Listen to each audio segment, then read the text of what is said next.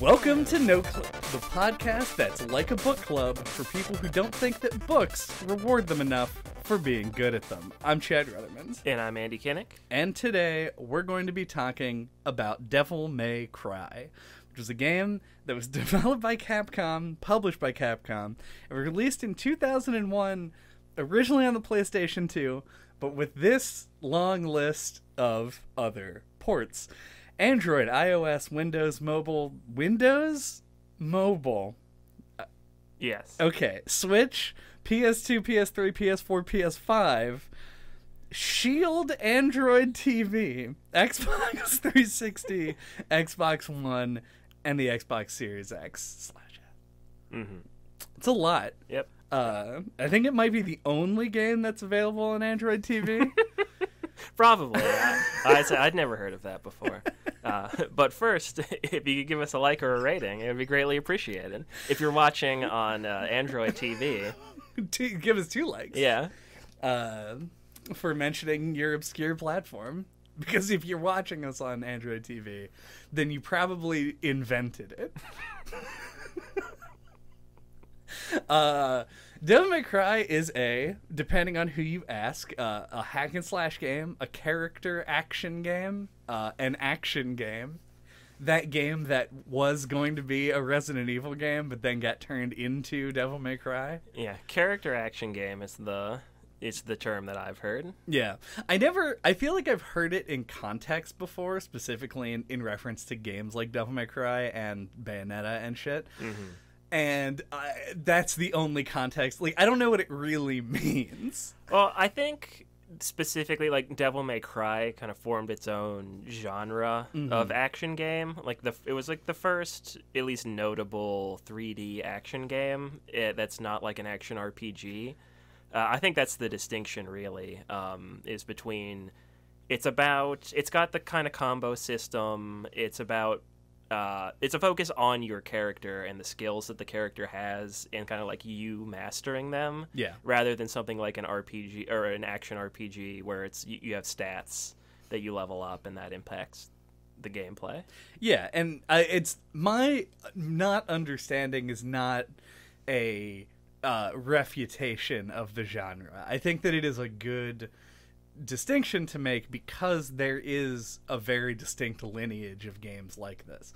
And while I used to and still do on most occasions refer to games like this as hack and slash games, it's important not to get it confused with something like a dungeon crawling hack and slash, like an arcade game, or like a Dynasty Warriors kind of thing, right? Or a beat 'em up for that matter. Yeah. All of these are like tangentially related concepts, but this does sit in its own sort of like genre of its own. So that's the genre talk. What that means for the game itself is that this game started its life, as I mentioned in the introduction, as a version of Resident Evil. Presumably would have been called Resident Evil 4 prior to the inception of what that game actually was, aka a masterpiece. But they made it so action heavy that they decided they couldn't really do it as a Resident Evil game. It felt so far away from what the series was about that it didn't feel right to make it a true sequel. And what's interesting to me about that is the number of like horror elements that still end up in this game, even though a lot of it feels like comically not out of place because it has a very specific like aesthetic that I love. But you, as Dante, just tear through these things that are supposed to be frightening, and it is just devastating to their image. Yeah, I think it's supposed to like it's spooky to the player, but not to Dante. I actually think that adds like an interesting kind of like tone to it. It makes Dante seem all the more like cocky and cool as he's supposed to seem. Yeah, it gives him more character than the game would otherwise. Yeah. And I do agree with that. I think that it ends up being a good thing. and a lot of the stuff that was in the first Devil May Cry doesn't have the irony that is kind of in it in the later entries in the games, where they took themselves a lot less seriously, and this game doesn't take itself particularly seriously to begin with. And so it feels more genuine. It feels like a real B-movie kind of thing that I like. It's also got that kind of like budget cutscene sort of thing going on, where like older games couldn't have as many cutscenes as you can do now, or you could, you know, like the generation after this. So it's got a lot less. Like if you had more in this game, they would have more opportunities to play up Dante's like cockiness and all that stuff like they do in the sequels. So yeah, it's kind of like how like with Star Wars, like they did the lightsaber effect less because it was a pain in the ass to do back then, but it now watching them, it makes it feel like more like restrained, and ends up making it better in retrospect. Yeah, there's like a gravity to it. Yeah, so it kind of has that sort of thing going on, where it feels restrained, even though it's probably just a budget thing. Sure. And it feels... It's such a good thing. Because to date, my favorite Devil May Cry game, and I will acknowledge offhand that I haven't played DMC5, which came out, I think, just 2 years ago or something. Recently, and I've heard it's good. Yeah, I've also heard that it is a good game, and so I won't say that I wouldn't think it is better. But my favorite one is DMC, which already is going to get people to click off the video. I'm sorry for ruining our chances at being famous. And a lot of it is mechanical, but you can see that when they had the budget to do more stuff with the characters and make more cutscenes, they ruined it. Because everyone hates young Dante, as they should, because he's awful. And a lot of the things about that game aesthetically are a huge mess in comparison to DMC1, which feels really clean in comparison. Yeah.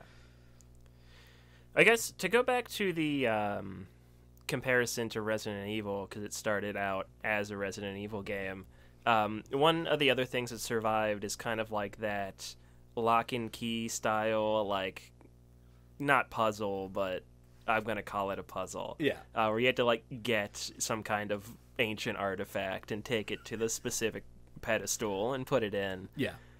Which is a weird thing. I think that's the place it feels the most obvious that this used to be Resident Evil.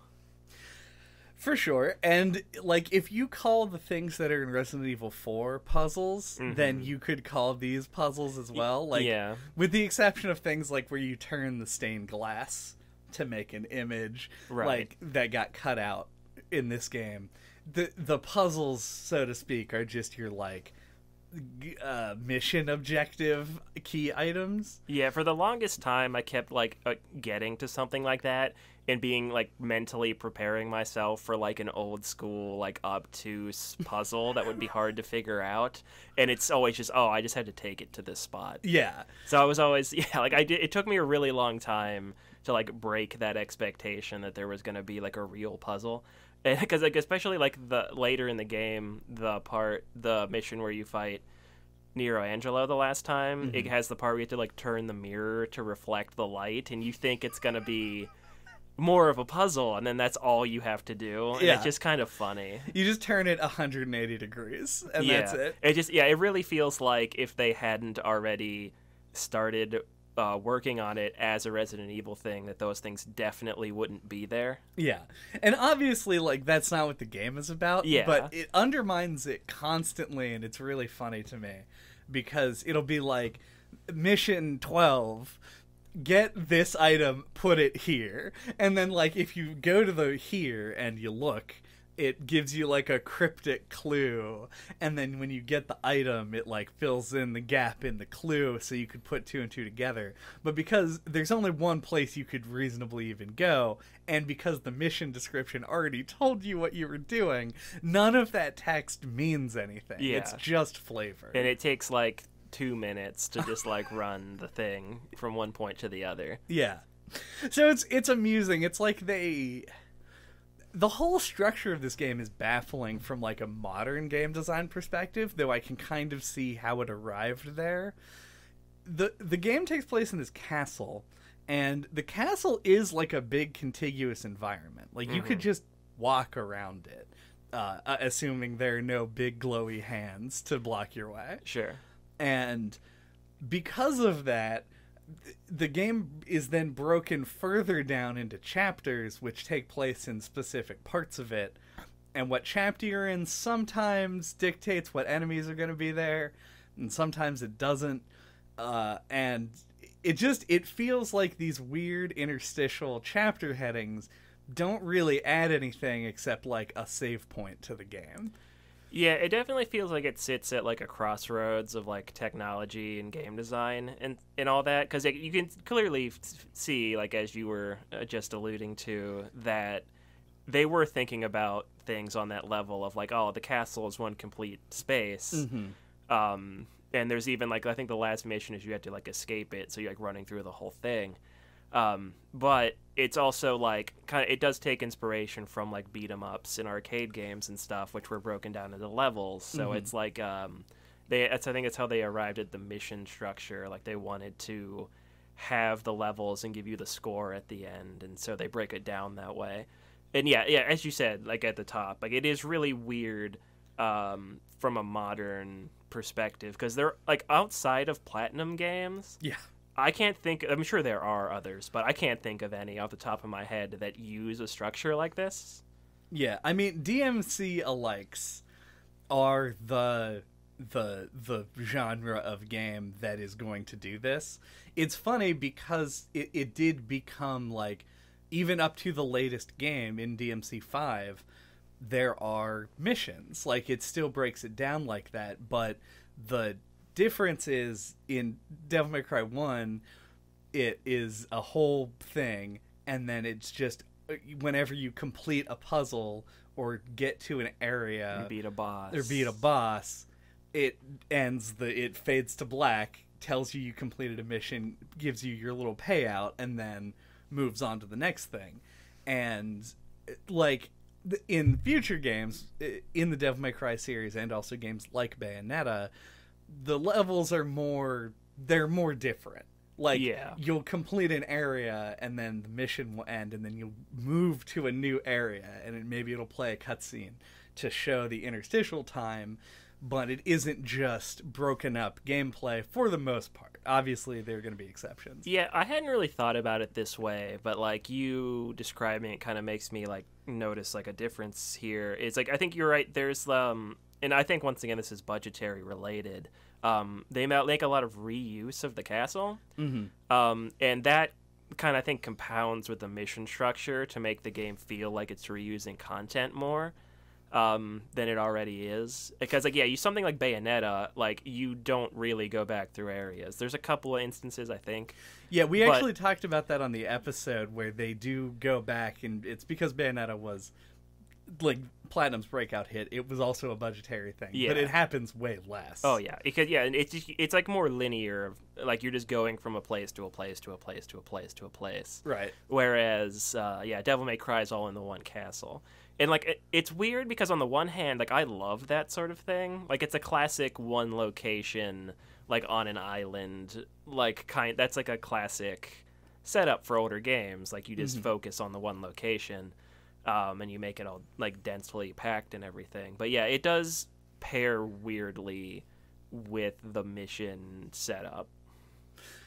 Do you want to talk about the castle as like a setting? Because I kind of really love it in a lot of ways. Yeah, we can do that. Because I do too. Castles are cool. I think, full stop. Accurate. I feel like we all have this kind of desire to, or at least I know I do, maybe not everybody does, but I think it's a common thing to want to like explore ruins. Like the idea of like happening upon a ruined castle and walking around it is like a really cool idea.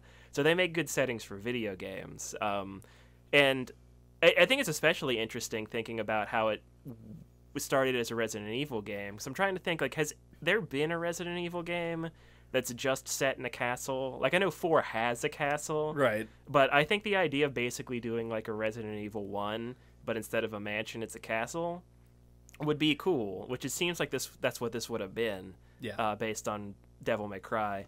But yeah, I think it works super well, and I think it's just big enough and gives you just enough of like a variety of kinds of locations you can have that it just lends itself to games really well. Like, we talked about this on the Castlevania episode, where it was really impressive how many different kinds of areas they managed to squeeze out of the setting of a castle. Right. And while Devil May Cry is more visually consistent than Castlevania, Symphony of the Night specifically, it is like still has a bunch of wild shit in it. And it's like the whole, because technically speaking the setting is Malay Island, but Malay Island in itself is essentially just a rocky rock island with a big castle on it. That's like the whole existence of it. Right. And it's interesting because like you go from place to place and there's like a cathedral which they've really decked out and made look really opulent. And there's the room with a biplane in it, which is kind of insane.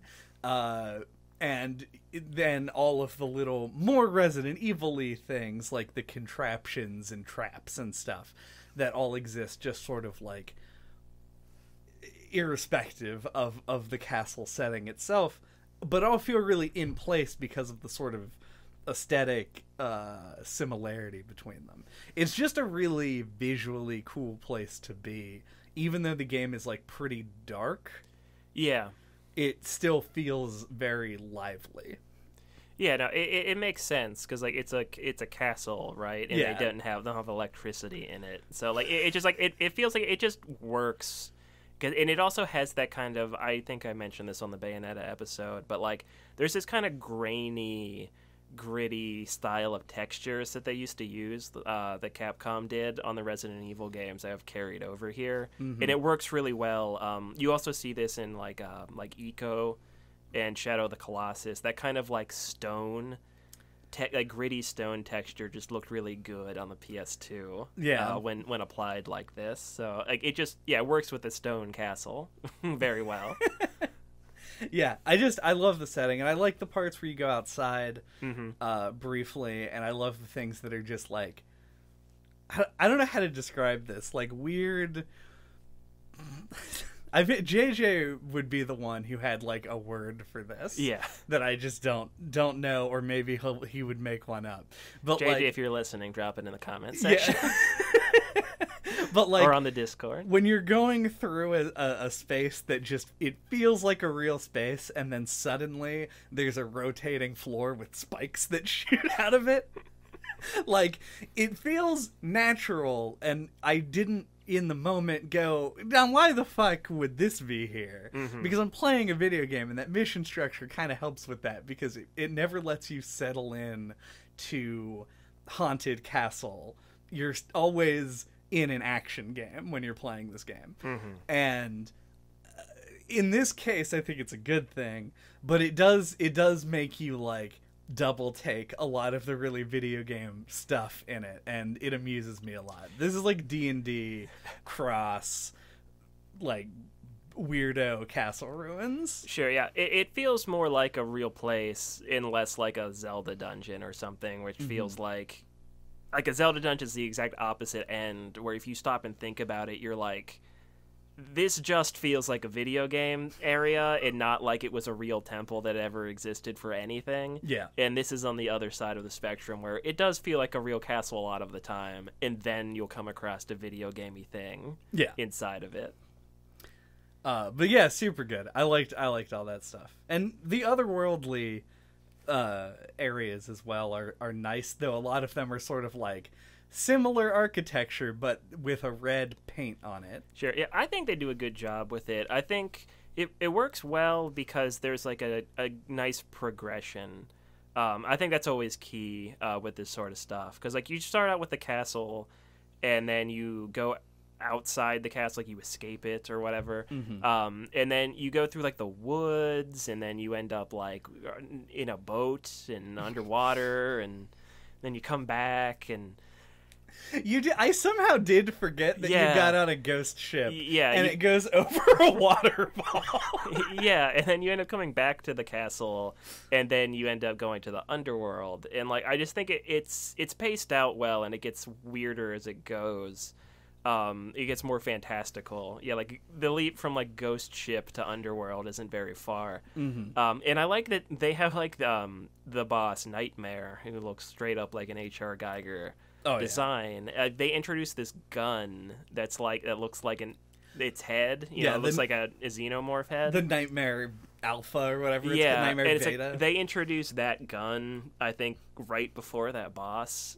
Or maybe just right after it. Like, I don't know. There's like a good... You can pick it up right before or after. Yeah, actually, so like I feel like it's a nice primer. Like, I don't know. It is well paced out. Yeah.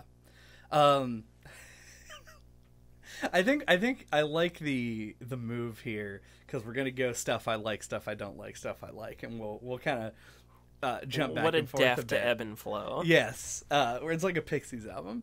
That's our tagline. Yeah. No clip podcast, like a Pixies album. It's like a Pixies album, because it's funny that you mention Nightmare, because Nightmare's a boss in this game, and he's this like.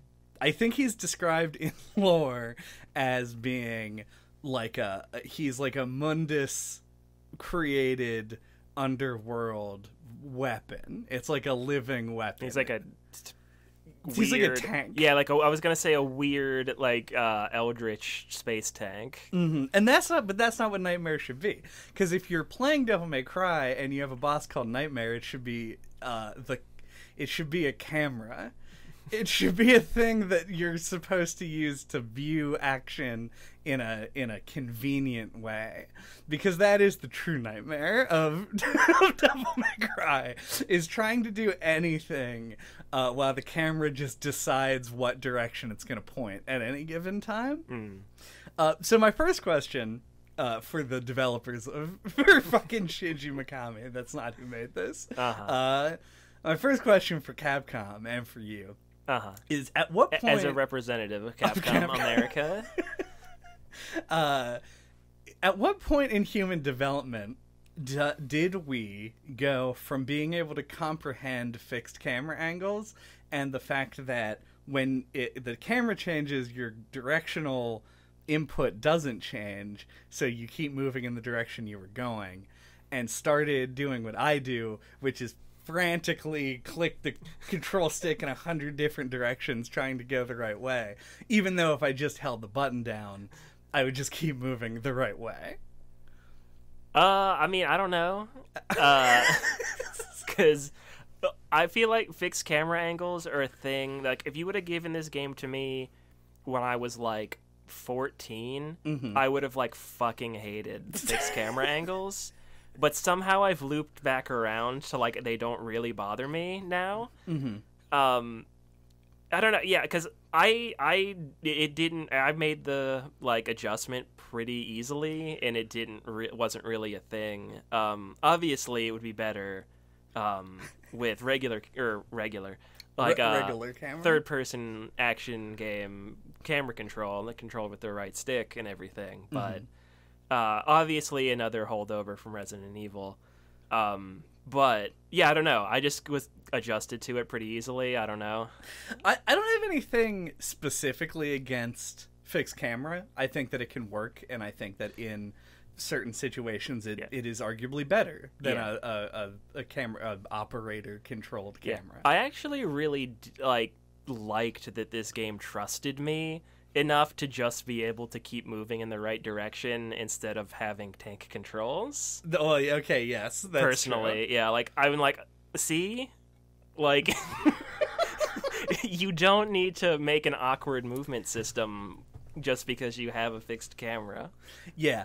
My problem, and this is...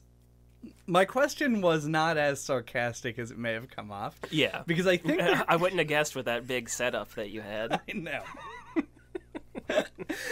But there really was a point that I moved from being able... Because I played this game basically when it came out, and I was pretty young at the time.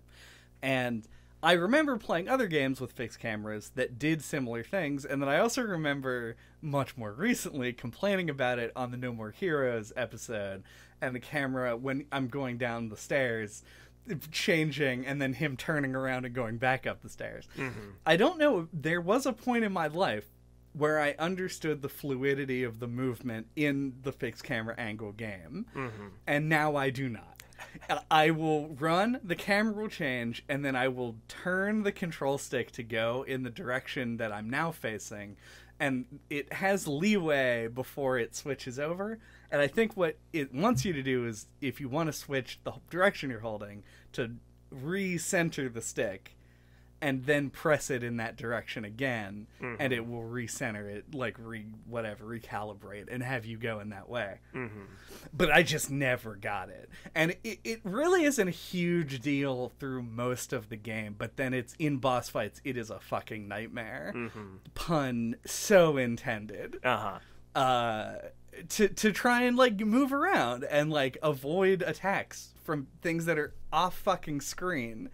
And will move in, like, every fight with Griffin McElroy is a catastrophe, because he's just never on screen. And if you try and get close to him, then the camera cuts to, like, a opposite angle where he's also still not on screen, but now you are, but you're under, like, you're behind a wall or something. Is horrible. It's so bad, and I hated every second of boss fights because of the camera.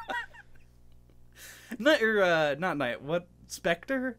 The spider. The Scorpion? The Scorpion. I think that's Phantom. Phantom. He is better. Most of his fights, I think the camera is manageable. So I'll give it that, I guess. Yeah, I mean, I definitely don't begrudge you for not liking it, because, like, it really does feel like something I would hate, but somehow didn't.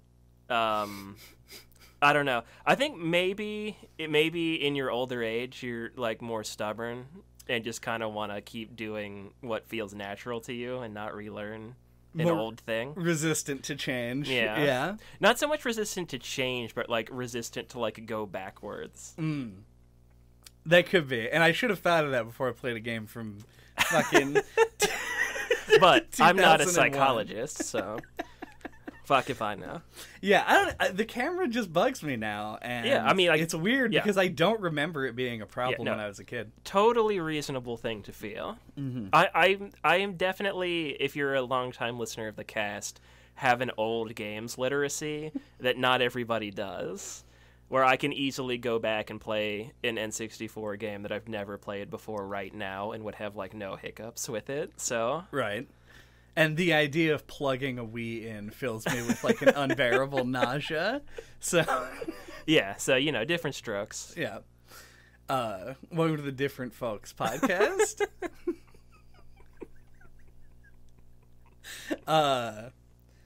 Do you want to... sort of roll that into talking about the bosses themselves? Sure, might as well. Yeah. Do you think it would be more appropriate to talk about general mechanics, and then when we come back from the break, talk about podcast? We'll talk about the podcast on the second. We'll review the podcast on the second half. We are sort of like the bosses of the podcast. But no, I like how your brain works, because that makes more sense. So we can just talk about the general mechanics. You like how my brain works on the second try? Yeah. After I said the dumb thing first. Yeah. Yeah. Okay. So we described the game earlier as a character action game, and what that generally entails when you're talking about games like this is it is a 3D third-person game, usually with melee combat. This game obviously has a mix of both, where the focus is on performing combos and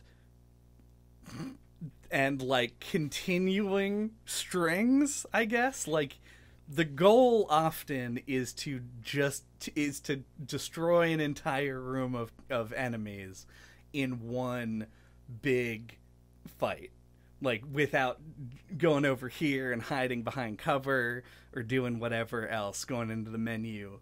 You just go in and you press the buttons so good that they all die before you in a blaze of glory. Yeah, so I think, especially with Devil May Cry, and because it was like a progenitor of this subgenre, or just genre, depending on who you ask, the like whole impetus for the idea was like growing up in arcades and there being the kid who was really good at it playing the game, and kids would stand around and watch him or her, and they would feel that pressure to like play more stylishly or like do a cool trick that like other people wouldn't do, or to play riskier. And that's baked into the mechanics of this, where it's like it wants you to like show off. Like you have a taunt button, and taunting enemies like builds up your special gauge, like your devil trigger gauge. So like playing cool or like playing risky, or like stringing a combo of like through a whole level. I don't know if you can do that in this game, probably not. But like stringing a combo as long as you can, and like showing off is part of the intent, like I guess intended, because it scores you on it, way to play. And it's interesting. Well, it's interesting for a lot of reasons, but one of the primary things for me anyway is that they do this with so few buttons. Like your primary combat is essentially 3 buttons, depending on the console you're playing on: triangle, R1, and square. That's pretty much all that you do. And then the roll button, circle, I think. I don't remember. I think it's X. Yeah, X in a direction. Yeah. You would just jump. But like then, even though that's a defensive option, like as far as like your actual stuff is, it all is based on timing of button press. Your attack button, the modifier of R1, which is like a target lock on, but also like makes you do different stuff. Yeah, it enables you to shoot the guns, and it also can like let you like kind of strafe and roll in a circle like that. And it gives you access to some of your like unlockable abilities, like the Stinger, for example, is one that you can only do when you're holding down R1. So it's not as complicated as I think the game would lead someone to believe from just watching it. And that's part of the like legacy of these games, is like it's a game that makes everything look very cool without demanding you memorize like a fighting game combo tree. And that's what's really interesting about this genre to me. Yeah, it almost kind of makes me think of something like Metroid, where it's forming its own genre and doing a particular part of its design so well that it really cements itself as like the pinnacle of that genre. Because like Devil May Cry, like coming back to it, because I'd never played it. We played Bayonetta for the cast, played some other action games here and there. But like coming back to this, I felt like the combat really held up in a way that I wasn't expecting it to. Like it all feels very. Because like early 3D games, this is the reason like this hadn't been tried yet, because it's so complex for the time. And you can look at other things from the time that tried to do like action combat and didn't do it nearly as gracefully. Yeah. But yeah, like everything like it's really tight, and it all like feeds into each other. And yeah, it does it with relatively few buttons, which is like a very Nintendo kind of thing. So yeah, it is very like well thought out. Like you can feel like the complexity comes from like your mastery of it, and not that you just have like a bunch of different things you can do at any time, right? Necessarily. Yeah, even the unlockable abilities, which like this is a hallmark of the genre that is really expanded over time. Yeah, there really aren't that many of them. Yeah, there's like 5 or something per like weapon, and then in addition to that, there's like 2, I think, exactly 2 each that have like additional levels to them that you can buy to make them better. And that's it. And the button combinations are not really hard for them. Most of them are just like forward triangle. Yeah. Yeah, and I know this is a thing that I think we all complained about on the Bayonetta episode, is that there's a million combos. Yep. I feel vindicated here because like the only thing you ever really need to do in this is like triangle, triangle, triangle, triangle, triangle, triangle. You know, like that's like your sword combo thing, and the complexity kind of comes between switching back and forth between the guns and the sword or the fists or whatever weapons you want to use. Yeah. And I just think that it's like you would think it would happen the other way around. Like you see this with mechanics a lot where they're more complicated and then people realize we've hit like a saturation point of that and they're like, well, we need to like design by subtraction or like simplify things, take out the unnecessary bloat, and you end up with like a more refined version of the thing you had. But this I think started out in like a almost perfect spot. Yeah. Of complexity. Yeah, the combat system itself, for sure. Like, I think that there's merit to creating a game that requires a lot of time and input to master it. But how many fucking combos are in Bayonetta? Well, that's what I'm saying. Like I don't 50? think it's just not right for most people, I think. It's like, it's a niche genre. And that's a niche portion of the audience for that genre. Like, I think that sort of thing works well in fighting games when what you're playing against is another person. Mm-hmm. But, like, in a single-player game, it just feels superfluous? Yes, superfluous. Is that the right word? Excessive? It's unnecessary, excessive. Yeah. A little dictionary trip there. Well, yeah. Then that has been Dictionary with Chad. Mm-hmm. I do agree, though. I think that you were right, and I also did not take the time just pause the podcast and go back and listen to the Bayonetta episode if you need more context for this, but I didn't jive with Bayonetta for a lot of reasons, and therefore I did not put in the time to become good with the game more than I needed to finish it on its like baseline normal difficulty. And that isn't what Bayonetta is about. Bayonetta wants you to go for high scores and wants you to learn all the combos. It wants you to crank the difficulty up to super extra nightmare mode so that you can show off your ability. And the game is probably more enjoyable to people who can do that. And I feel like Devil May Cry has a bit of that. It has a ranking system and time trials and a bunch of different difficulty levels, and it is a game like this, but the gameplay, the actual concept, is a lot simpler and a lot more easier to enjoy from somebody just jumping into it. Yeah, it's a lot more accessible to someone who just wants to play it one time. Yeah, which is huge. I think that's why the series, that's why the genre took off, is because people went, I don't know what this is, bought it because it got like a fucking 8.75 in Game Informer or whatever. So just a fucking biographical story right now. And you bring it home and they go, oh, I can kind of have fun with this. I jump around. You can jump on the wall, go get the blue orb. Mm-hmm. You know, you do stuff that is very video gamey in a way that is easy to control and pick up and understand, and is fun. It's a fun time. You swing your sword around, shoot a gun. Yeah.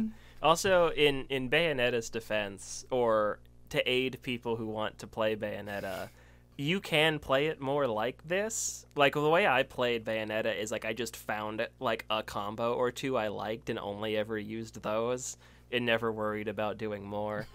So like I think you can kind of do a self imposed like easier kind of mechanic setup for yourself. Like you don't have to know all the combos. Yeah. It just isn't really clear. It's true. And to circle it back around sort of to Devil May Cry, I do feel like while I praise this for the last minute and a half of the conversation that we've been having, I do wish there was just a little bit more variety, I think, in what you could do. Not like complexity, just like variety. Just like a little bit more choice, I guess, in the way that you go about it. Yeah. I don't know about you, but like when I play through this game, I use the sword for the whole game, and then I use the fist for bosses. And that's like it. I use those, and then I usually switch between the shotgun and the pistols as the only two guns that I use.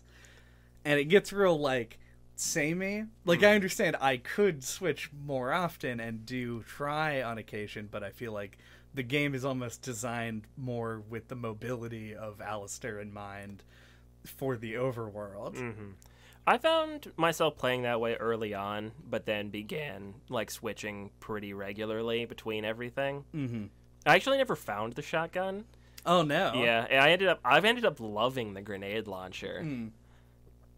That's fair. I mean, the grenade launcher is definitely good. Yeah. Especially when I figured out... faster. Yeah, I remember figuring out how to roll cancel, like, totally naturally, which felt really good. But yeah, I mostly used Alistair a lot. I found the devil trigger where you shoot lightning. Air raid. Just the best move in the game. Yes. Whatever it's called. It is called air raid. Air hike is the double jump. Yeah. And air raid is the lightning bolts. Yeah, so I did use that a whole lot. Yeah, that would be... The asterisk is Ifrit on bosses, except air raid, which I used on bosses. I used Alistair on a lot of bosses as well. I used Alistair on Nightmare specifically because the ball on the top of him is hard to land on him. Yeah, like so you just jump over it a lot. So you just hit it with that lightning. I shoot it with grenades and then shoot it with lightning. That's how I dealt with Nightmare.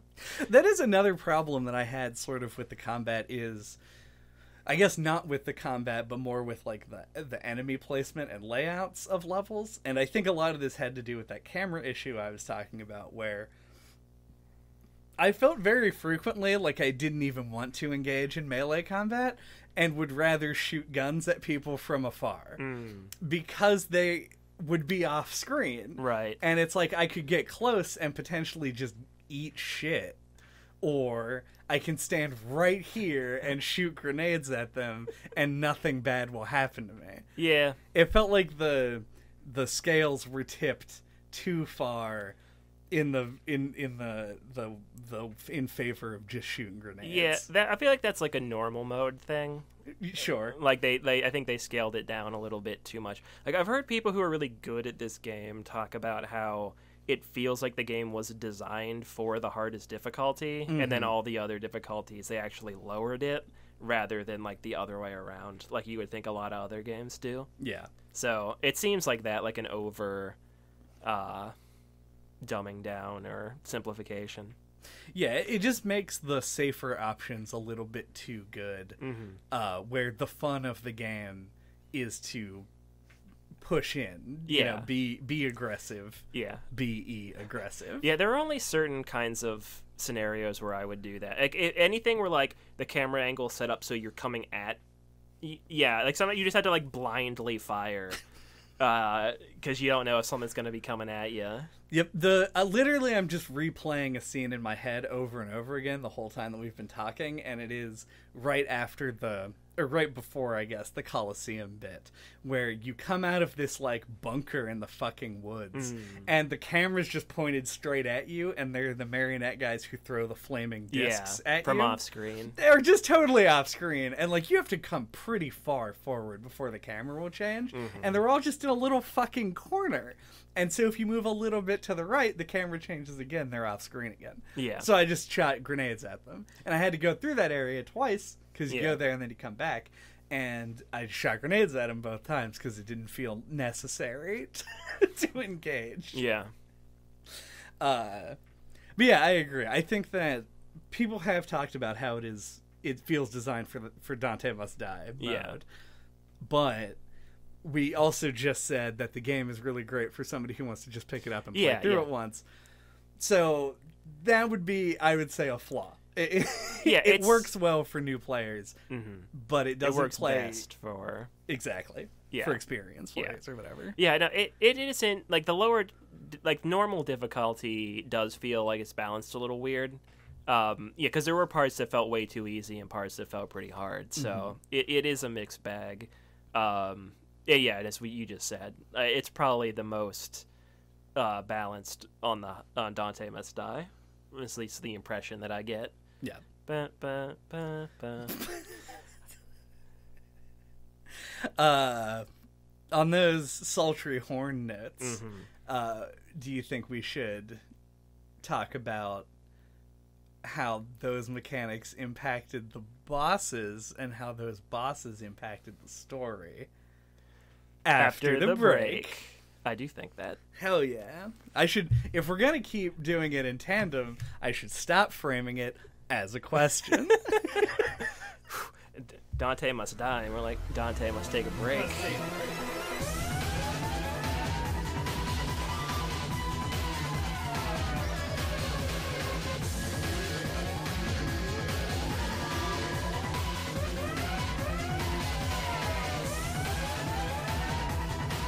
Welcome back.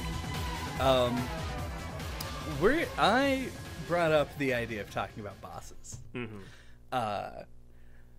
But I don't want to start the conversation because if you've listened to the podcast before, you know that I have a tendency to not like boss design. I feel like it is a difficult thing to do correctly, and most games don't live up to the challenge. Yeah. I don't think I fully agree with you on that, but I definitely sympathize, and there's some games where I totally agree that the boss fights feel like they're supposed to be this big thing, and they're kind of lacking. But in this game, with the exception of Phantom, I actually liked all of the bosses, and I feel like you hated them all. Sure did. Not all. All is too strong of a word. I feel like I especially liked Griffin. Okay, you're gonna need to do some explaining on that one. I think it's one of those things. I know on the Dark Souls episode we had this whole spiel where how like the four kings were super hard for JJ, and I just kind of went in and hit them with a sword and they died. I think Griffin just like was designed around like my play style. Like, I found, like, just shooting at him until my Devil Trigger was full and then doing the lightning move just shredded his health bar, and he was never, like, that hard. And it just felt like a really satisfying back and forth between me and the boss. So, Griffin is the only boss in the game that, in its 3 appearances, never killed me once. I thought that Griffin is much too easy, but my problem is that the fight is supremely unengaging because the game is fun when you're in melee combat, and he doesn't allow you to be in melee combat. I guess I like that it made me like, I don't know, I felt like you had to like change your strategy for him in a way that like just worked for me. Okay, like I did definitely hate the second fight where it's on the ship because it is supremely awkward. With all of the masks and stuff that you can get caught on. Yeah, I mostly stood in like one place for that one. But the first and the third version, I don't know. I just liked I don't know. It just felt like it felt not all. It's very rare, I think, for a boss design to nail like a back and forth kind of feeling to the fight, and the Griffin fight, I think, really accomplished that for me. Okay, I can kind of see that because it does have.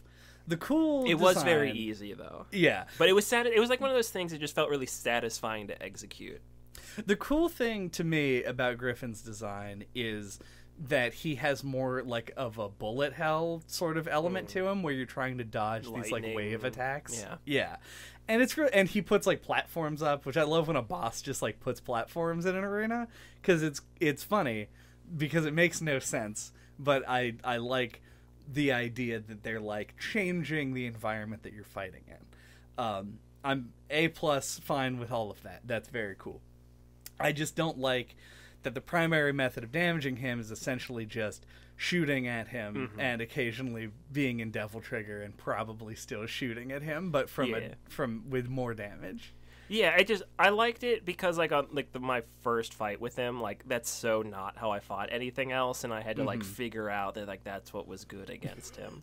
Like I think that's what this game maybe doesn't fully follow through on, but I feel like it's getting at is this idea of like it gives you this arsenal, as we discussed earlier, isn't that big, so it tries to throw things at you to get you to use different strategies and different weapons on different enemies.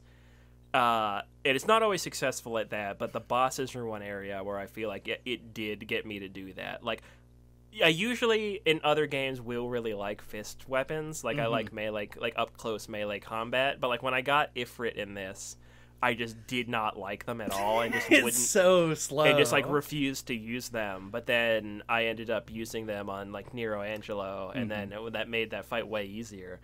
So I like that it kind of like, especially with the bosses, like pushes you to like actually look at what you have. Yeah, like make an informed decision. Yeah, and like Griffin is the boss that makes me think about that. Right.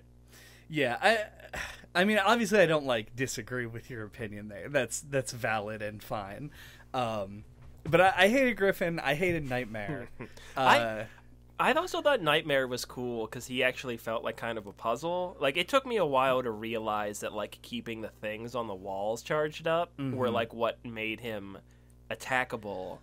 Like, I thought that you like would use those and it would like damage him or something. Like, I don't know. Like, it took me a while to work that out. I don't know. Now, I just thought that was cool. And then like once you figure it out on the first time, it's fun, I think, to fight him the other two times, and it's just like an execution thing. Yeah. Nightmare gets better. I think he's the only boss that gets better in subsequent like replays. Yeah, he definitely has some frustrating elements to his design, though. Yeah. I wanna drop a note here before I go on and mention at least that I do think that my experience with this game was, at least to some extent, poisoned by the fact that I have played this game multiple times through when I was younger. So I didn't have like the natural learning curve that the game is sort of designed for you to have. There were things that I just knew and would do based on a long forgotten memory and would bring into this. So when I came up against certain things, they ended up being really hard for me because I didn't have the natural like reflex that I did for other stuff in the game. So I wouldn't try, like, it took me a while before I started using Ifrit more frequently, and Nero Angelo's second fight is the one where I was like, oh yeah, this is good here. Yeah, that's a very real thing, and I feel like it probably has a term, or at least it should. Because I remember when we talked about Earthbound, so reaching way back, I had played it, like, 3/4 of it before, a couple years earlier. And I kept remembering stuff prematurely, and then like trying to go do that thing, and I couldn't do it yet, and like beating my head against a wall. Yep. So yeah, like you can definitely have too much knowledge of a thing going in, like fuzzy knowledge that would totally fuck with you. Yeah, it's that middle point between knowing nothing, where you were hoping that the game will guide you. You try to skip steps. Yeah, like knowing the whole game, which is obviously fine, you're gonna get through it faster, but then that middle ground is just a bitch, you know? Totally. And that's where I fell. So I'm gonna drop that note, and then I'm gonna say that I do still like the Nero Angelo fights. I think that boss is really well done. Yeah. And we're probably gonna have a bit of a talk about it, but I still like the Mundus fight. I think Mundus is hysterical in like this is essentially Devil May Cry's version of Kirby's Air Ride, and I find it hysterical. So that's like a whole separate thing. Yeah. And do we want to push Mundus to later, or do we want to talk about him now? We can talk about him now, but I didn't mention, and we've only sort of said, Phantom, what do we think about Phantom? Phantom, I don't think he's, like, bad or anything, but, like, that was probably the biggest difficulty spike for me in the game, was coming up against him and having, like, no fucking idea what to do. Like, it really felt like this insurmountable challenge when I first got to him. And I think, I meant to mention this on the first half, but completely forgot to. I think, once again, we keep comparing it to Castlevania, or at least we did at the beginning. Yeah. But I think part of what makes his game feel as hard as it is, or as hard as it does, is the continue system. The fact that you can only die twice, or I usually had about 2 orbs at any time.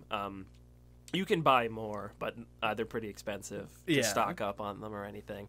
But it makes it feel way harder, and especially on that mission, like the first big boss fight you come up against, if you die to him twice, then you have to just replay the whole level if you want to do it again. And it just feels really oppressive and, like, insurmountable.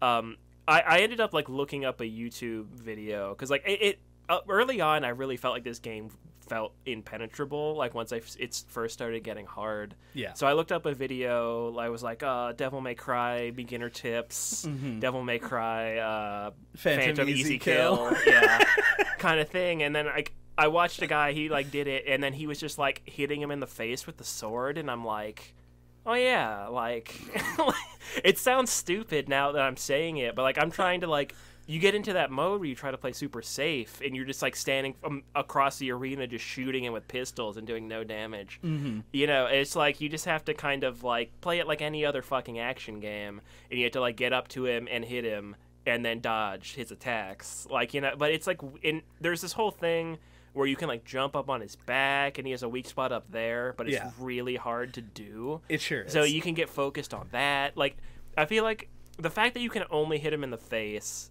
and the cherry on top that is the weak spot on his back really throw you off. Like, it's really... It feels like a very sloppy difficulty spike to me. I agree. Which makes me resent that boss. In reality, he returns basically as a normal enemy later. There's, like, a version of him, and they're, like, nothing. Yeah. Granted, they don't have as much health, but it feels like if I came back to it now and replayed it, I'd probably shred Phantom like tissue paper. But, like, it felt like this huge deal. Yeah. I entirely agree, and there are so many little sub-points there. I love the fact that you can jump on his back, because I just love stuff like that. It just really throws you off, though. Yeah. It's like, it feels like that's what you have to, it feels like that's what you have to do once you figure it out, because you've been dying to him, and you're like, oh, that'll be the thing that makes it doable. Right. But then it's not. It is high Turns risk, out high reward. Just like, fighting him regular is the thing. Is the safest way to do it.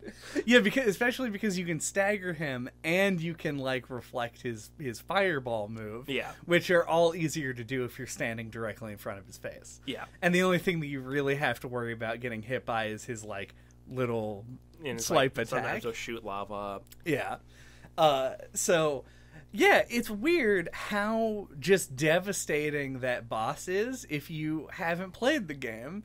And it's just right there, and there's a whole thing. Like, it's not a level that you load into, fight the boss, end the level.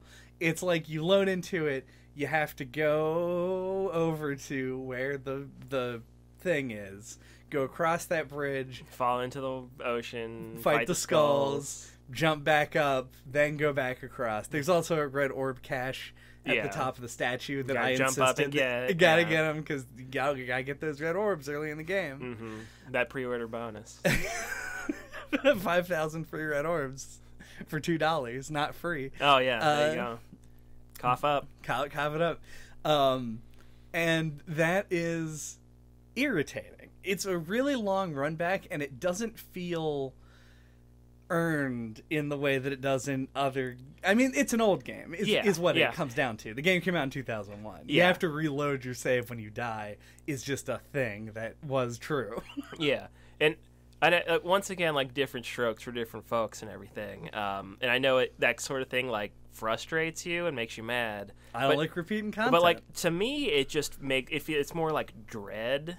Like, I just kind of, like, get almost, like, anxiety or almost, like, upset, like I'm a kid or something. Where, like, I had to do it over and over again. I'm like, fuck. Like, I'm doing this so badly, and now I have to redo all of this, and, like, I just want to get back to the thing, and, like, you know, it just, like, makes you feel bad. I mean, is that not frustration? No, because I feel like the difference is it's not making me, like, mad. Or frustrated. It's like get you riled up, and like for me, it's more like despair. Like it's making me just like, oh, you know, and less. You're not mad. You're just disappointed in myself. Yeah. Yes.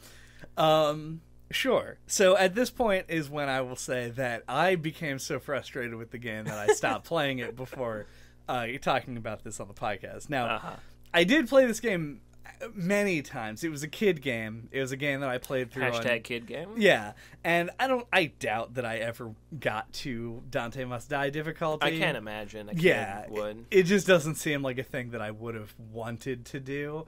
But I know I played it all the way through on easy and on normal. And got, competent at the game as a young teen. And so I have knowledge of the end of this game, and this could be why I am more of a Mundus fan, but I give up on Nero Angelo 3, where you have to hit the fireballs back at the T-Rex skeleton, right? Because I was sick of doing it over and over again, and like you mentioned, did not want to go stock up on yellow orbs, right? To potentially fuck me over later in the game when I needed more like Devil Trigger or health or something. Yeah. So I just said, fuck it, I'm done.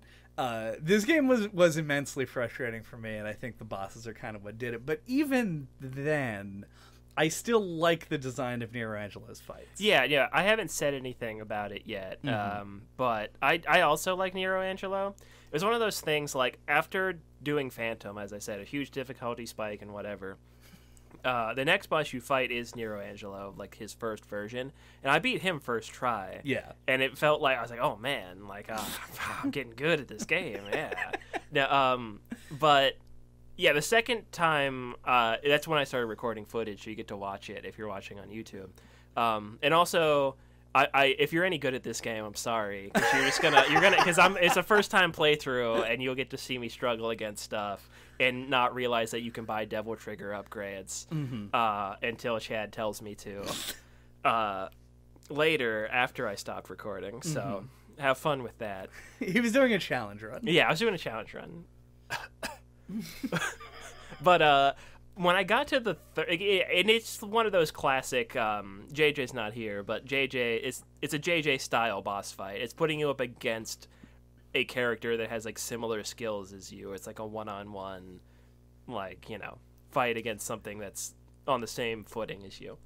And it's very well done. And like the first version, as I said, is I think just right. And then the second version is an appropriate step up in challenge. But with the third one, I had never even considered this before. I died to him like twice, and then I was like in the fight, and I was like had to heal or whatever. I used my vital star or whatever they're called. And then I saw that I had 3 flasks of holy water. I'm like, did these work on bosses? And then just proceeded to throw all 3 of them in succession, and then just like fucking killed him. And I was like, oh. So Nero Angelo 3 ended up being like the easiest fight in the game for me, right? Because I just blasted his health bar with holy water, and I regretted doing it afterwards. But if you're stuck on that was always an option. Yeah, just fucking nail. It was like one combo with Ifrit, and then 3 holy water flasks just kills him. Yeah, it's really funny because like holy water has that problem of being like the too good to use thing because it just like it's the BFG where you just nuke a whole screen with it. Yeah, well, the text description implies you're just supposed to use it on like a room of enemies, but it feels too good for that. Yeah, as you're saying, too good to use syndrome. So yeah, it's like bosses would be the only time you'd ever want to use it, and then that completely undermines the boss design. Right. It's like if there was luckily you can't use it on Mundus. That's true. Yeah. He's not true evil. Or he's too pure evil. He's so unholy. that it shoots the moon and he's wholly unholy. There's a W in there at least once, maybe multiple times. Anyway, but yeah, it's interesting because like it is just kind of like a reset button a lot of the time where you're just like, I'll just whatever fucking drop this, and you just do a huge chunk of damage. And it's really amusing. Like, I only ever ended up using it once in this playthrough. Right. And it was also by accident. It was not a thing I remembered doing. or remembered that it did. And I used it on the last Griffin fight when he had like 1/8 of his health bar left. I was like, what is this even? And he just died. I was like, oh, okay. Yeah, like I only like I would have bet money it wouldn't work on bosses, but then it did. I was like, oh fuck. Especially not at Griffin, because he's like 100 miles away. I have to do it now. Yeah. I also I bought like another flask of it and then used it on the last Phantom fight too, which is useful because he has like an extra phase after you kill him, and you just go blam. And then he's gone forever. I banish ye, foul demon. But yeah, that's bosses. Yeah. Oh, one other thing about it, if you want to spin off, to tie it back into the reuse of the castle area, you had to refight all the bosses 3 times, which we've or all the major ones, and that I feel like that's an interesting choice, and it almost like makes the fact that they reuse a lot of areas, like it almost makes it feel a little bit more cohesive because you refight the bosses too. And I think it's one of the reasons I ended up liking Griffin. It almost felt like it had this little implied like narrative to it, like emergent gameplay thing where he was like my rival. Like their back and forth really did kind of, as I said, it felt kind of like a back and forth, and it almost kind of feels like there is a rivalry relationship between them. Even more so than Nero Angelo, who's your brother. I don't know. Maybe it was just me. Maybe other people will latch on to different bosses in the same way. But like, I really felt like he was like the blue to my red, to use Pokemon terminology. No, I agree with that, and it works well with all of the repeated bosses as well. Like, yeah, it's like the game wants you to like. As we've been talking, it's about like it's mission structured. There's multiple difficulties, and it feels like it's balanced around the most difficult. So there's this theme of like it wants you to replay, or maybe not theme, but like this design intent and the bosses feel like they reinforce that. It's like you fight the boss 3 times so you can learn it, and it amps up a little each time, and you get a little bit more proficient. So like you could say you fight like Nero Angelo 1, 2, and 3. And then you fight Nero Angelo 1 on hard, which is like Nero Angelo 4. Sure, essentially. Like, it's a step up from there. It helps you, I think it clues you into that kind of concept of, like, learning the game. Mm-hmm. Yeah, and I agree. And I think it works both. I'm going to say that it works narratively. We haven't talked about the narrative at all, because there is very little one. Yeah. So, but I think that works for the game. We were kind of hinting at it earlier, but 100%. Continue your statement. Yeah, I think it works narratively in the ludonarrative sense of you becoming stronger and the bosses becoming stronger to match. And because it is not just a progression of more difficult bosses, it is the same thing getting more difficult each time. Solves the problem that a lot of games have, where they're like, the first boss that you fight is like, I'm gonna take over the whole fucking world, and then you just beat the shit out of him with like a rusty sword, and then level 15 has another boss that's like a rabbit. It just kicks your ass or something. This is like, you can see the progression character by character in the same way that you can see it in yourself. So I do not have any complaints about them rehashing bosses, and it's also because the game's like real short. Yeah, it also it has this organic feel where it makes you develop that rivalry. Like I was just saying, like you fight like you might fight Nero Angelo the second time and he kicks your ass, right? And you die to him like 8 times or whatever. And you have to redo that level like a bunch of times, and you're like, fuck you, Nero Angelo. Like, you want to beat him, and so like the 3rd time you go in and you're like, this time, like, I'm gonna even the odds, baby. Like it makes you care, and like you want to beat them, and like you develop your own relationship with them. Yeah. In a way that like more narrative heavy games don't really have room for. Sometimes, not all the time. But. Yeah, I guess to end it, I will say, while I did like the way that I think that the boss repeating is fine and something that I'm okay with them doing. Mm-hmm. I didn't like the bosses enough that I wanted yeah. to fight them multiple times. And the biggest problem that I had as the game went on is that, like, the last 8 chapters just all have a boss fight, essentially. Yeah, it focuses more in on that. Mm-hmm. And it's my least favorite part of the game. And so it just ended up really, like, putting a big sour dump on the game. Some sour grapes. Some very sour grapes. I wouldn't disagree that the pacing's better earlier on, where it's just like you can go a couple levels with no boss before you get to one. But and I want to also shout out how fucking cute and clever a lot of the enemies are. The marionettes are great. Yeah, they've stayed with me as like a standout cool boss. Cool, they're the boss of the first room. They're like a standout cool enemy of game design that I've just recognized as being rad for my entire life, essentially. Yeah. Puppets are just like creepy and cool. Yeah. I like them being used in fiction. And as we've mentioned on the Castlevania episode, we here at the No Clip Podcast are embarrassed when we like anime. But in Naruto, there are ninjas who fight using puppets, and it's super cool and awesome. And I just, it's one of those things that maybe has more of a presence in Japanese fiction, but yeah, like enemies just being like creepy horror movie marionettes are like very cool. Yeah, it's fun to do. I like the sin scissors as well. Like those are also very cool. Just like basically the elk head on the wall that comes out and just has a big giant pair of scissors. Yeah, oh God, what game was it? We talked, because I said this exact same thing I'm about to say, but I can't think of what the game was. But I usually am quick to complain about a lack of enemy variety, but I feel like it works in this game.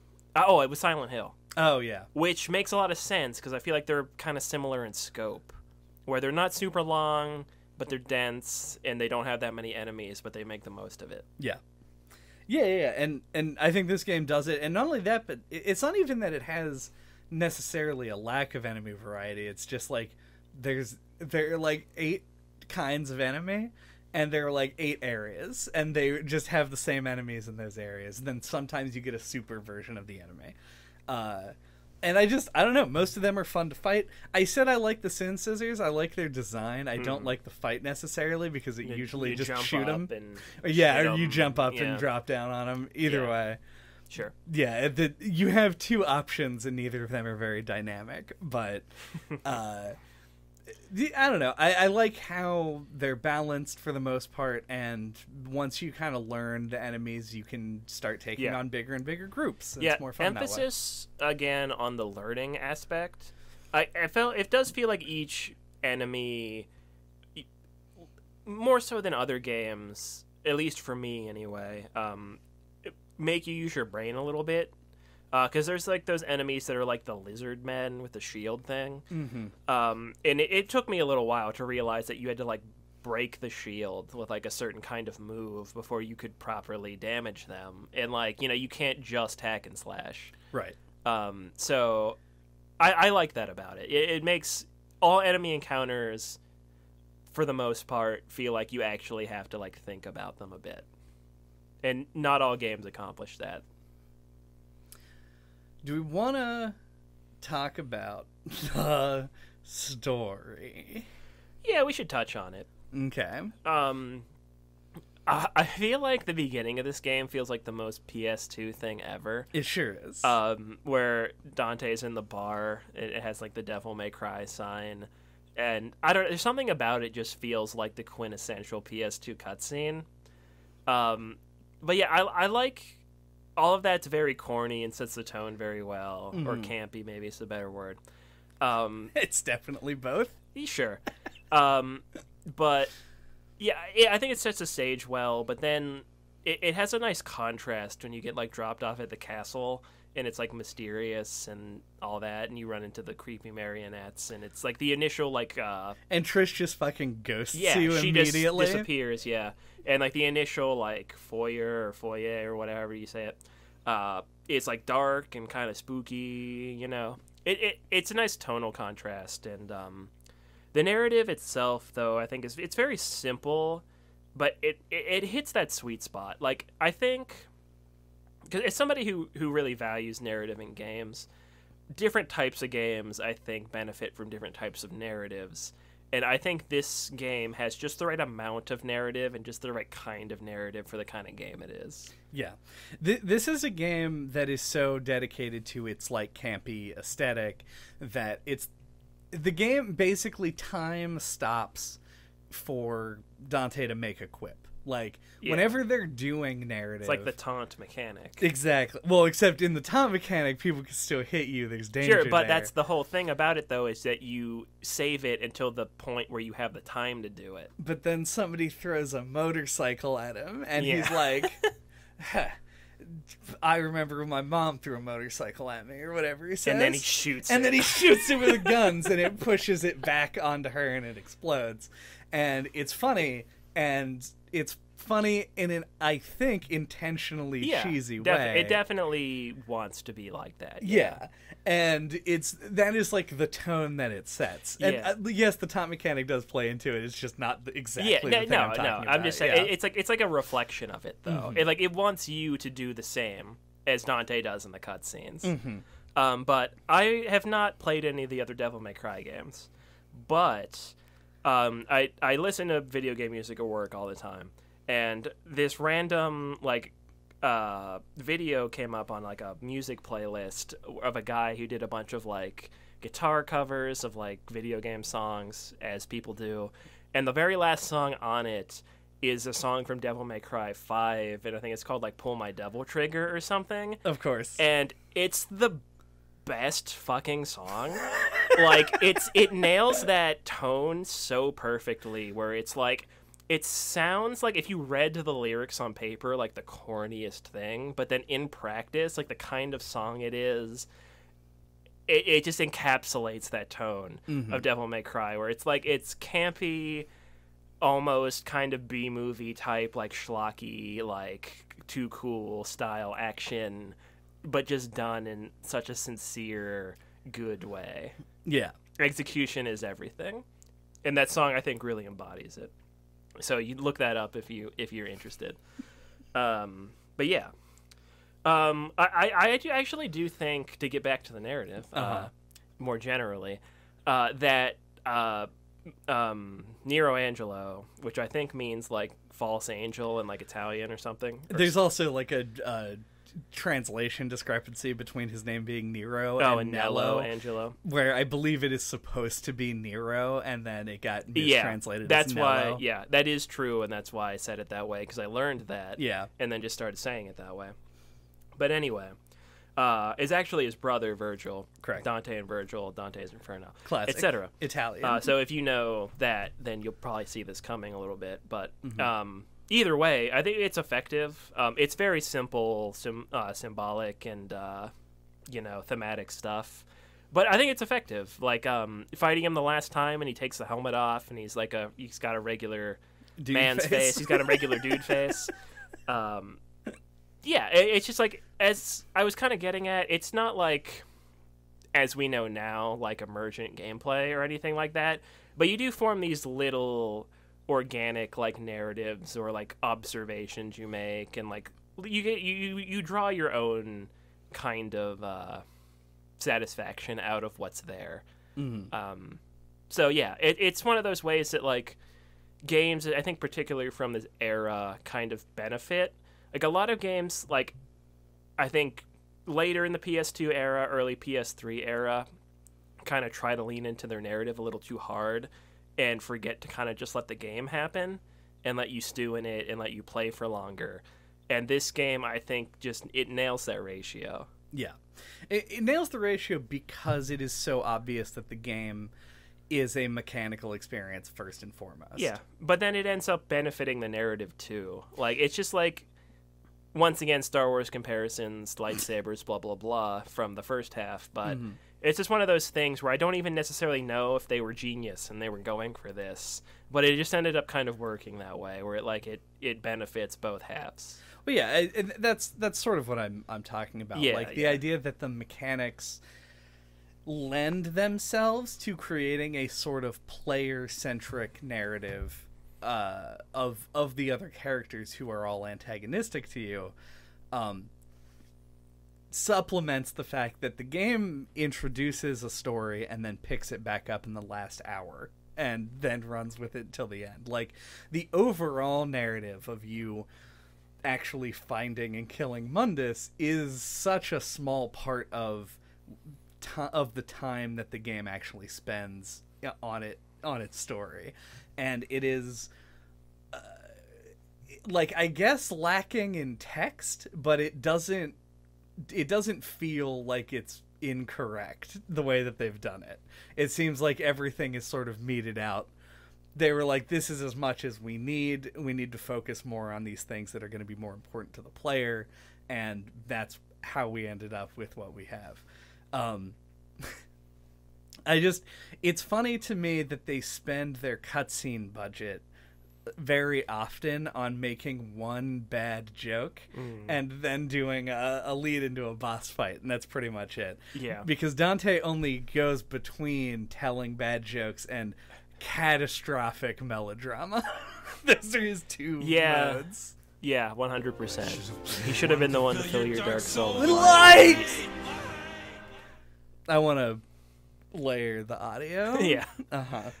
So do we want to talk about Mundus? Yeah, let's, because that is the culmination of the story. Yeah. So I feel like Mundus should have had a section or a phase of his fight that was more like a Nero Angelo fight, where you actually just kind of fight him with your weapons. But what is there? I really kind of hate the fly around and shoot part, mostly just because it uses inverted camera controls, which I hate, and you can't change them. But apparently you can control it with the D-pad instead of the analog stick, which I didn't know. But apparently that controls like regular camera controls, like a normal. Yeah. But that made that harder for me than it probably would have been otherwise. I also want to shout out, once again, whatever the opposite of a positive shout out is, the fact that there is a swimming mission in this game. Yeah, 2 of them. Yeah, and it is bad. It's very brief, though, so you can't be too mad at it, but it is very weird. But it is your preview of the flight mechanics, sure, yeah, in the way that functions. It's another instance, I think it's almost 2 weeks in a row, but that early 2000s Force Variety, ding, ding, ding, ding, ding, play the sound effects. Yeah, there's no reason. Once again, I just said it's so brief that you can't really get too mad at it, but it is so brief that, like, why isn't it even still in the game? Yeah. Did you do any of the secret missions? I stumbled across 1 or 2 and then was like, oh, I don't want to do this. They very, like, to me, I think I found them both earlier on, like, first half of the game. Like, I went back through a door and it was like, oh, here's a thing. Right. And I was like, oh, man, like, I suck at this game. I don't want to, like, fucking go in here and just get killed and have to do the whole thing again. So they felt like a second playthrough kind of affair to me. Yeah. They mostly exist just to give you blue orbs, mostly. Like, that's their primary reward. But the reason I bring it up, because it's not really important for the game, it is there if you're a completionist kind of person. There's one that feels like the proof of concept for the swimming part. It just puts you in a big empty sphere arena and says kill 8 enemies and don't die while swimming. And it's so horrible. I have to imagine that somebody programmed it and they went, ooh, let's make all of the swimming stuff really short. Where did this work to put it in the game? So let's make it not a thing. And then they just kind of ported the controls over into the final boss fight. Yeah. To control the plane, you also predominantly move awkwardly using the D-pad or the control stick and shoot with a button. Yeah, but at least with the plane part, it's short, and I think you'd have to hit literally everything to die. So you're probably right, yes. So that's not really that big a deal. But after you do the fly around and shooty part, you have to then do a part where the boss is real big in the middle of an arena, and you kind of shoot stuff at him. Which was fine. If it had been a regular hit him with swords fight, and then the part where he grows big, I think that would have been better, rather than have the shooty part. Yeah, it feels like it's one of those things that wants to be a spectacle and not a challenge. Sure. Well, it was still hard, actually. That second part is. Yeah. For sure. But it is not as hard as if they had just made... imagine... Did you ever get hit by Nello Angelo in his third fight? Yeah. He does, a lot of damage. Just so much damage. The version of that Mundus would just be stupid. Yeah. And punishing. So while I agree, I think it would be more fun if there was a fight part to his fight. The cathedral seems like a boss arena, too. It sure does. But yeah. And I like it for that. I like having a bit of a difference in kind final boss. Sure. In the way that this game does it. Because I felt like I had been tested already at that point. Yeah, but I still feel like it's like a sin of boss design when it just throws random crap at you. It's just here's two segments that are nothing like anything else you've done. Good luck. Well, you're talking about Mundus, who is the ultimate evil. Sure. Sin is all he knows. Fair enough, but it would have been stronger if there was a part that was something you've done before. That's all I'm saying. I don't disagree. I'm playing very literal devil's advocate here. Mundus advocate. Mundus advocate. Do you have any notes that we haven't covered? The only thing I think that's lingering is if you wanted to meme on or lol about, I should have been the one to fill your dark soul with light. I had this great idea that I'm sad will never come true, but at the time of this recording, they've not revealed the last Smash Brothers character, but they basically confirmed a lot of characters at the last one, and Dante being one of them, because they added him as a Mii costume. But there's that final cutscene there, I should have been the one to fill your dark soul with light, which is very funny line delivery, especially out of context. Yeah. And even in context, I found it to be way less funny to me. Maybe it's just because I've heard it so many times at this point, but I found it to be way less funny in context. Still funny, but not as funny. But I thought it would have been the greatest Smash reveal trailer is if you recreate that cutscene, but have him holding the dead Luigi from the Castlevania thing, and he says, "I should have been the one to reawaken the undying light," like the lyrics from the Smash Brothers theme song. I just think that would have been the funniest thing in the world, and it won't happen, but pour one out for that. They could have even done it when they revealed the Mii costume. Yeah, that would have been a bit too much money to spend to recreate that cutscene, but... Probably true. My actual notes, though, is... we kind of talked about the mission structure earlier, but I was wondering if you have any thoughts on that whole, the idea that you're supposed to play the game multiple times and that your first time through you're just going to get C ranks. I was wondering if you feel like that's bad design or good actually, or if you think it sucks or you don't like it or you think it's great, because it seems I don't know, it's one of those design features that I feel everyone's going to take differently. Yeah. So I'm just wondering if you had any thoughts on that. I have always... I don't like this design. I don't necessarily think it is, inherently bad.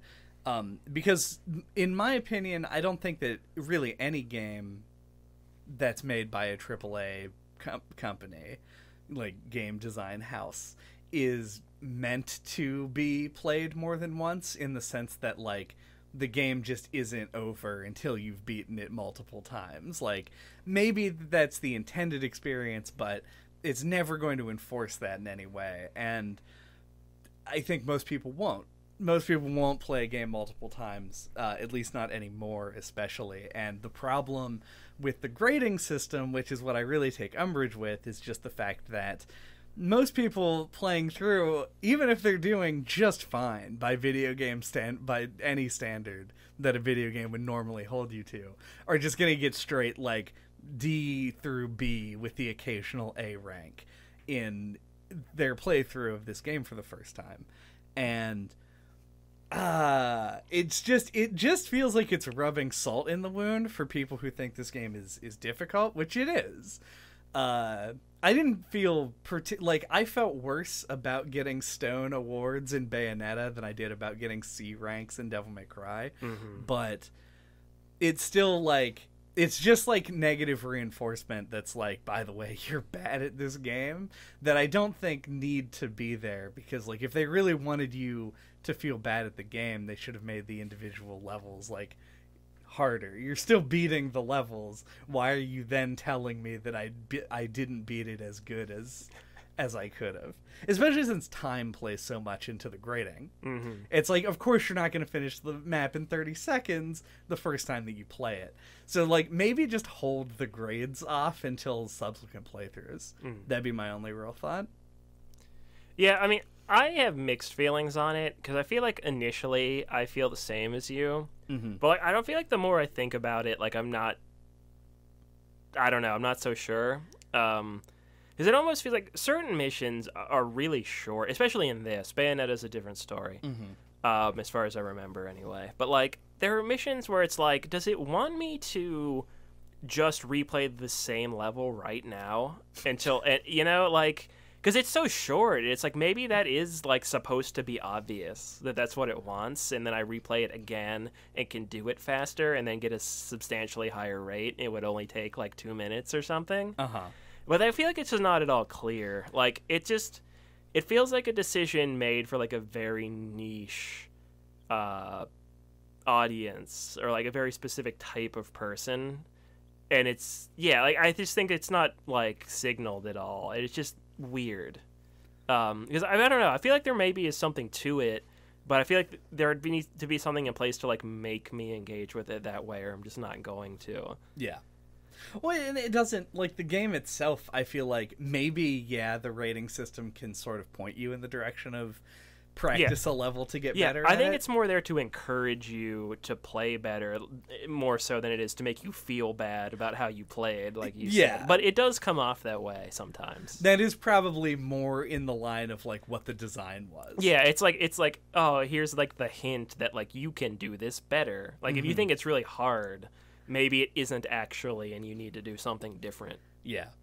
I think that's probably, that is at least for sure what they were thinking when they implemented it. So, and then if you want to look at the like sister design of Resident Evil 4 that sort of like splintered out from this, that game has like chapter endings in it in the middle of levels in weird places, and gives you like number of times saved and enemies killed, and like your accuracy percentage in with weapons and stuff, which is a weird thing to include in a survival horror game. Yeah, Capcom has always skewed, or not always, but they used to skew arcadey like that. Yeah, no, because of their like history. Yeah.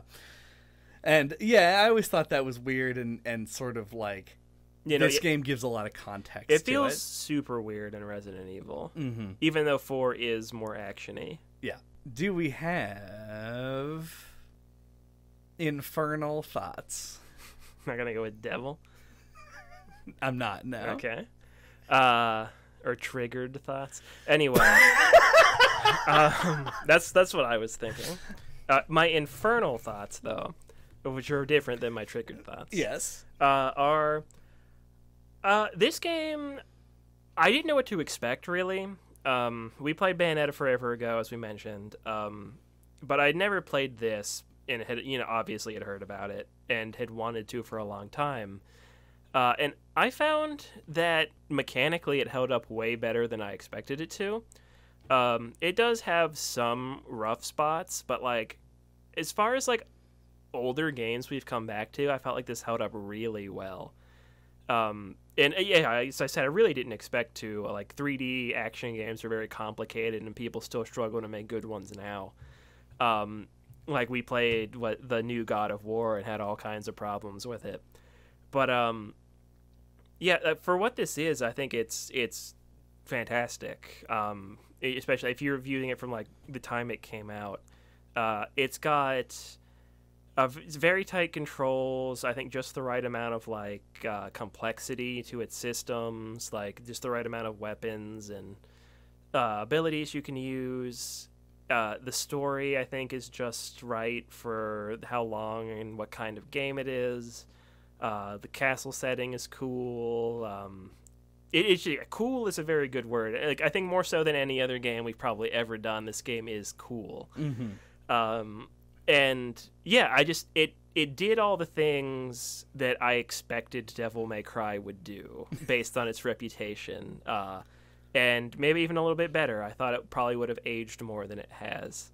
It definitely still has its problems. It's not perfect. Don't want to jerk it off too much. But I quite liked it. Like early on, I think, once again, compared it a lot to Castlevania. It had a similar thing. When I played Symphony of the Night early on, it felt discouraging. But then I hit like a point where I cleared the wall, and it was way more enjoyable to play after that. Mm-hmm. So, yeah. I was pleased with this. Pleased with what I found. It's one of those classics I was worried might not hold up, and I would be a crotchety asshole for not liking it, but I didn't have to worry about that. So those are my infernal thoughts. Yeah, I think that is a really good frame for it. This is a game that, like, I would not consider among, like, my favorite games or anything, but it definitely is, like, a seminal game. It's a game that I played when I was a kid that really got me into the idea of chasing the score and being, like, competent with systems, which is still something that I, more so than most people, focus on when I pick up a new game. Yeah, definitely more than me. Yeah. I have a tendency to want to sort of like bring out whatever, like draw out every ounce of complexity that I can in a system, which is why I complain more when a game's systems are so complex that it's impossible to do it, or not complex enough where I feel like I'm not playing like how I want to play. And this game hits a really nice middle ground where it isn't so complex that it is frustrating to learn, and once you learn it, it's really fun to execute on. The most important thing to take away from this podcast, I think, you have already said, and that is this game holds up unbelievably well for its time frame. Like, 2001 is 20 whole years ago. We have gone through a lot in terms of design, and just basically every part of making a video game now is fundamentally different than it was that long ago. And it feels like a game that could have come out 5 years ago. I mean, obviously visually it is not, it still looks good because they chose an art style and a setting that was cool and easy to visualize, and they have created HD upgrades to the game that are fun to look at still. But I'm surprised. I'm really surprised, and I like you saying that the game is cool, because cool is this game's C. And I agree. Absolute and stylish. Yeah, and this is absolutely a stylish game. But I wouldn't... It's very cool and absolutely stylish. It is very cool and absolutely stylish. So, yeah, I enjoyed coming back to it. I enjoyed playing it. I think that I still like this game better than Bayonetta. I don't remember it super well, but I think I liked Bayonetta more. But it's close, which is a testament to this game. Yeah, especially with 10 additional years on it. But yeah, it's interesting, and I do recommend checking it out if you are like a fan of the series that just hasn't dipped back to the first one. Still is pretty cool. And Dante for Smash, I guess. Maybe the next one. Maybe next time. He should have been the one to reawaken the Undying Light, is all I'm saying. Thank you for listening to No Clip this week. What are we talking about next time? Next time, we're going to be talking about Super Mario 3D World on the Nintendo Switch, because specifically we're also going to be talking about Bowser's Fury. So it'll be sort of a bit of a twofer. Yeah. You could say. So join us for that. Until that time, you can get a hold of us. All of our contact information is on our website at noclippodcast.com. There you can find our email address, our Twitter account, a link to our Discord where you can come check out us, have a conversation, talk about the games. You could go to our YouTube channel and watch our episode about Castlevania, which we've mentioned multiple times. Bayonetta, I think, is another obvious inclusion in that list. And I have made some progress in creating genre playlists. I'm up to 4 right now, I believe. But it is more time consuming than I thought it would be, because I don't know what genre a lot of those shit that we talk about falls into. I feel like that would be really easy to do, but maybe you'd think it is. Maybe I'm in my own head about that. But yeah, I mean, maybe by the time this comes out, I'll have more of them up there. We'll see. Thanks. Fill the that you should fill our Dark Souls with likes. I should have been the one to fill your Dark Souls with likes.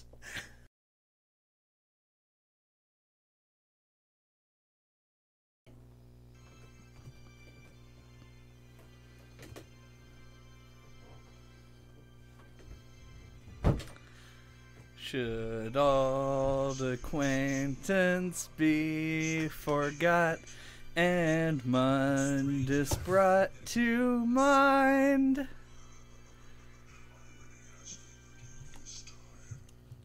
Should irony favor you this time?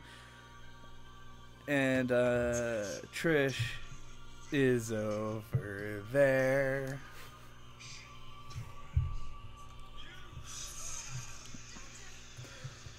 Dante, oh Dante. Dante must die. Should old acquaintance be forgot and Dante must die.